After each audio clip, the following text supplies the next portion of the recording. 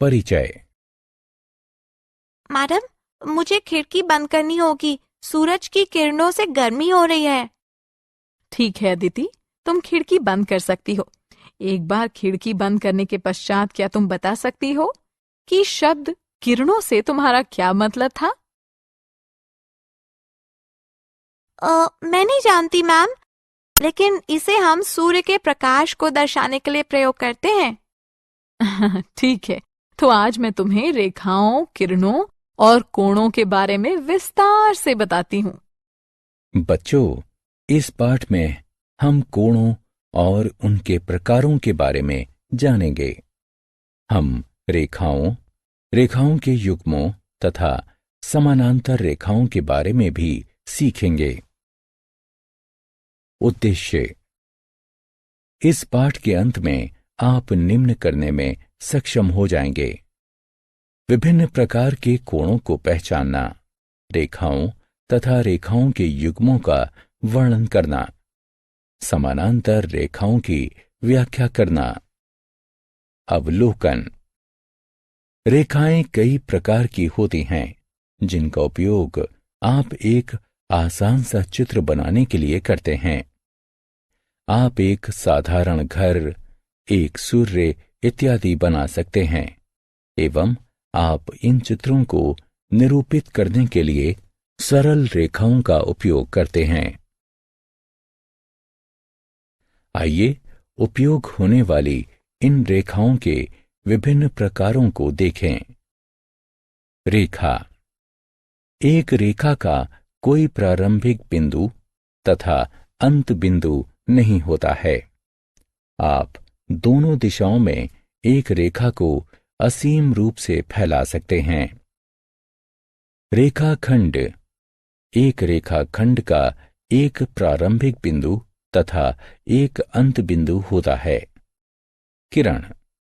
एक किरण का आरंभिक बिंदु होता है, किंतु अंत बिंदु नहीं होता है। कोण। समान प्रारंभिक बिंदु वाली दो किरणों से एक कोण की रचना की जाती है। प्रारंभिक बिंदु को शीर्ष कहा जाता है तथा किरणें कोण की भुजाएं कहलाती हैं। संबंधित कोण। एक कोण को दो किरणों के मिलन के रूप में परिभाषित किया जाता है, जिनका अंत बिंदु एक ही होता है। कोण की भुजाएं दो किरणें होती हैं, जबकि शीर्ष उसके उभयनिष्ठ अंत बिंदु होते हैं। चार प्रकार के कोण होते हैं। वे इस प्रकार हैं: पूरक कोण, संपूरक कोण, आसन्न कोण तथा ऊर्ध्वाधर कोण। अब सभी कोणों को संक्षेप में देखते हैं। पूरक कोण वे कोण होते हैं जिनके दोनों कोणों की मापों का योग 90 अंश होता है। संपूरक कोण वे कोण होते हैं जिनके दो कोणों की मापों का योग 180 अंश होता है। आसन्न कोण वे कोण होते हैं जिनका एक उभयनिष्ठ शीर्ष होता है तथा एक उभयनिष्ठ भुजा होती है, किंतु कोई अंत बिंदु उभयनिष्ठ नहीं होता है। जिनकी भुजाएं उभयनिष्ठ नहीं होती हैं, ऐसी भुजाओं के रूप में किरणों वाले आसन्न कोणों का युग्म एक रैखिक युग्म कहलाता है। ऊर्ध्वाधर कोण वे कोण होते हैं जिसके दोनों कोणों का एक शीर्ष उभयनिष्ठ होता है तथा जिसकी भुजाएं दो रेखाओं का निर्माण करती हैं। प्रतिच्छेदी रेखाएं। दो रेखाएं अलग अलग तरीकों से एक दूसरे से जुड़ी हुई होती हैं। आइए प्रत्येक तरीके को अलग अलग देखते हैं। प्रतिच्छेदी रेखाएं वे रेखाएं होती हैं जिनका केवल एक और केवल एक ही बिंदु उभयनिष्ठ होता है। ये उभयनिष्ठ बिंदु प्रतिच्छेदन बिंदु कहलाता है। त्रियकछेदी रेखा। एक त्रियकछेदी रेखा वो रेखा होती है जो दो रेखाओं को भिन्न बिंदुओं पर प्रतिच्छेदित करती है। अधिकांशतः एक त्रियकछेदी रेखा से कई कोणों की रचना की जाती है। त्रियकछेदी रेखा द्वारा निर्मित कोण। त्रियकछेदी रेखा से 7 प्रकार के कोणों की रचना की जाती है। वे इस प्रकार हैं: संगत कोण, अंतःकोण, बाह्य कोण, एकांतर अंतःकोण। क्रमगत अंतःकोण, एकांतर बाह्य कोण और क्रमगत बाह्य कोण। उपरोक्त कोणों के बारे में विस्तार से जानने के लिए उन पर क्लिक करें। समानांतर रेखाओं की त्रियकछेदी रेखा। जब दो समानांतर रेखाओं को एक त्रियकछेदी रेखा के द्वारा काटा जाता है, तब आप पाएंगे कि संगत कोण बराबर होते हैं।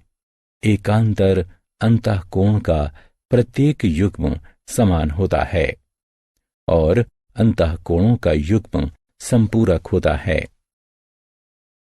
समानांतर रेखा। दो रेखाएं समानांतर होती हैं यदि वे सदैव समान दूरी पर स्थित हों एवं आपस में कभी नहीं मिलती हों।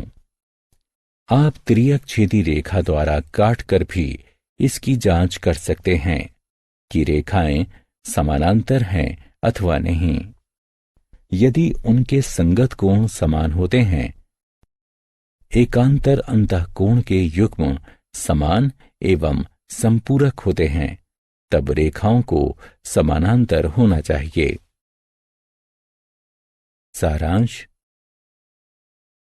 आइए हमने जो कुछ भी सीखा है उसे संक्षेप में दोहराएं। रेखाओं का कोई प्रारंभिक बिंदु नहीं होता है।